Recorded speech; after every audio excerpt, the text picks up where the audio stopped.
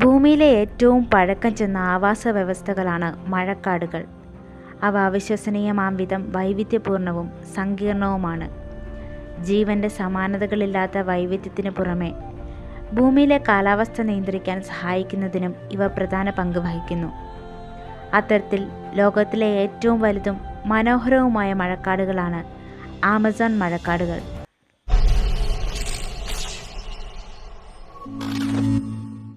ഏകദേശം 1.4 billion acre വ്യാപിച്ചു കിടക്കുന്ന ലോകത്തിലെ ഏറ്റവും വലിയ ഉഷ്ണമേഖലാ മഴക്കാടുകളാണ് ആമസോൺ മഴക്കാടുകൾ. ആമസോണിൻ്റെ പകുതിയിലധികവും സ്ഥിതി ചെയ്യുന്നത് ബ്രസീലിലാണ്. കൂടാതെ കൊളംബിയ, എക്വഡോർ, വെനസ്വേല, ബൊളീവിയ, സറാന, ഫ്രഞ്ച് ഗിയാന, ഗയാന, പെറു തുടങ്ങിയ തെക്കേ അമേരിക്കൻ രാജ്യങ്ങളിലും വ്യാപിച്ചു കിടക്കുന്നു. വൈവിധ്യമാർന്ന സസ്യങ്ങളുടെയും മൃഗങ്ങളുടെയും ആവാസ കേന്ദ്രമാണിത്. അതിൽ പ്രാദേശികവും വംശനാശ ഭീഷണി നേരിടുന്നതുമായ സസ്യജന്തുജാലങ്ങളും ഉൾപ്പെടുന്നു. ഭൂമിയിൽ അറിയപ്പെടുന്ന എല്ലാ സസ്യജന്തുജാലങ്ങളുടെയും 10% ഈ പ്രദേശത്താണുള്ളത്. ഏകദേശം 80,000 സസ്യജാലങ്ങളാണ് ആമസോൺ മഴക്കാടുകളിൽ വളരുന്നത്. ആഗോള കാലാവസ്ഥയെ നിയന്ത്രിക്കുന്നതിനും പ്രാദേശിക ജലചക്രം നിലനിർത്തുന്നതിനും ഇവ പ്രധാന പങ്ക് വഹിക്കുന്നു.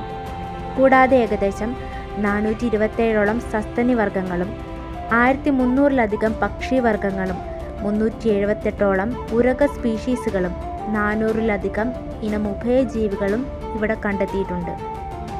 മാത്രമല്ല ദശലക്ഷക്കണക്കിന് പ്രാണിവർഗ്ഗങ്ങളും ഇവിടെ അധിവസിക്കുന്നു. ഇപ്പോഴും പുതിയ സ്പീഷീസുകളെ കണ്ടെത്തുന്നു.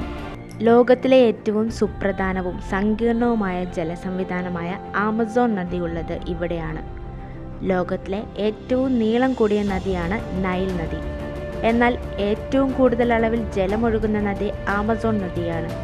ഇത് തന്നെയാണ് ലോകത്തിലെ ഏറ്റവും നീളം കൂടിയ രണ്ടാമത്തെ നദിയും. 1100-ലധികം പോഷക നദികളുണ്ട് ഇതിന്. ഇവയിൽ 17 1400 കിലോമീറ്റേഴ്സോളം നീളമുള്ളവയാണ്.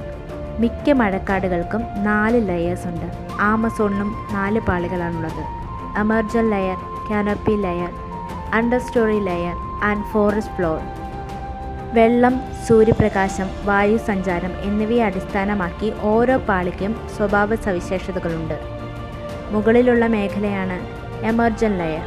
60 മീറ്ററിൽ കൂടുതൽ ഉയരമുള്ള മരങ്ങളാണ് ഈ മേഖലയിൽ കാണപ്പെടുന്നത്. പറക്കുന്നതോ ഗ്ലൈഡ് ചെയ്യുന്നതോ ആയ ഭാരം കുറഞ്ഞ ജീവികളാണ് ഈ മേഖലയിലുള്ളത്. പക്ഷികൾ, വവ്വാലുകൾ, ചിത്രശലഭങ്ങൾ എന്നിവയെല്ലാം എമർജൻ ലെയറിൽ കാണപ്പെടുന്നു. White tailed hoax, harpy eagle, വലിയ റാപ്റ്റേഴ്സ് എന്നിവയെല്ലാമാണ് ഈ മേഖലയിലെ പ്രധാന വേട്ടക്കാർ. എമർജൻ മേഖലയുടെ താഴെയുള്ള ലെയറാണ് കാനോപ്പി ലെയർ. ഏകദേശം 6 മീറ്റർ വരെ ഉയരത്തിലുള്ള സസ്യജാലങ്ങളാണ് ഈ മേഖലയിൽ കാണപ്പെടുന്നത്. ഏറ്റവും കട്ടി കൂടിയ പാളിയാണിത്. ഇടതൂർന്ന സസ്യജാലങ്ങൾ ഈ മേഖലയിൽ വളരുന്നു.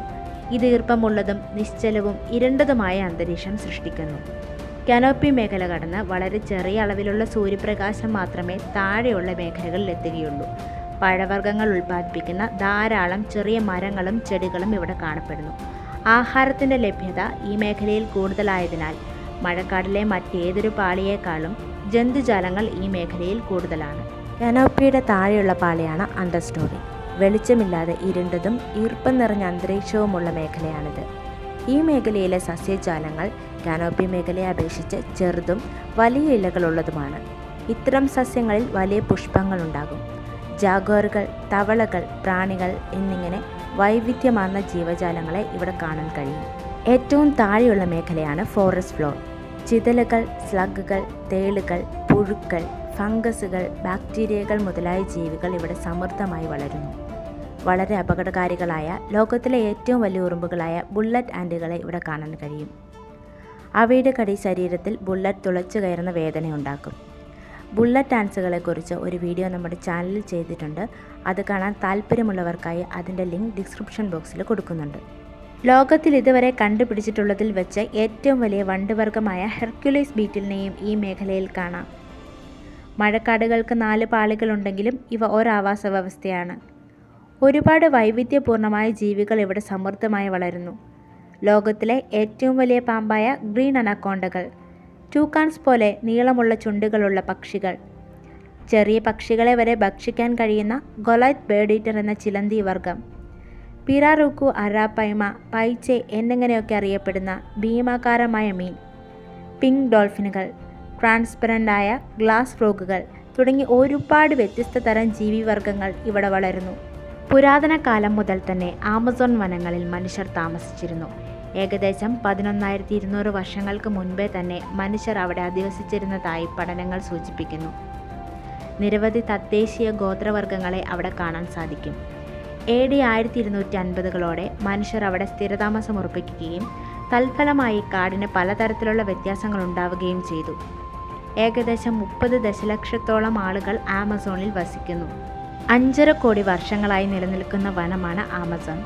കഴിഞ്ഞ 21,000 വർഷങ്ങൾക്കിടയിൽ ആമസോണിലെ സസ്യജാലങ്ങൾക്ക് കാര്യമായ മാറ്റങ്ങൾ വരുന്നതായി പഠനങ്ങൾ സൂചിപ്പിക്കുന്നു. സഹാറ മരുഭൂമിയിൽ നിന്നും ഓരോ വർഷവും 500 ലക്ഷം ടൺ പൊടി അറ്റ്ലാന്റിക് സമുദ്രത്തിന് മുകളിലൂടെ പറന്ന് ആമസോണിലെത്തുന്നു. ഇതിലടങ്ങിയിരിക്കുന്ന ഫോസ്ഫറസ് ആമസോണിലെ സസ്യങ്ങൾക്ക് വളരാനാവശ്യമായ പോഷകങ്ങൾ പ്രദാനം ചെയ്യുന്നു. വർദ്ധിച്ചു വരുന്ന വനനശീകരണം കൊണ്ടും തീപിടുത്തങ്ങൾ കൊണ്ടുമെല്ലാം ആമസോൺ മഴക്കാടുകൾ നശിച്ചുകൊണ്ടിരിക്കുകയാണ്. ആവാസ വ്യവസ്ഥ നിലനിർത്തുന്നതിനും കാലാവസ്ഥ നിയന്ത്രിക്കുന്നതിനുമെല്ലാം മഴക്കാടുകൾ അത്യന്താപേക്ഷിതമാണ്.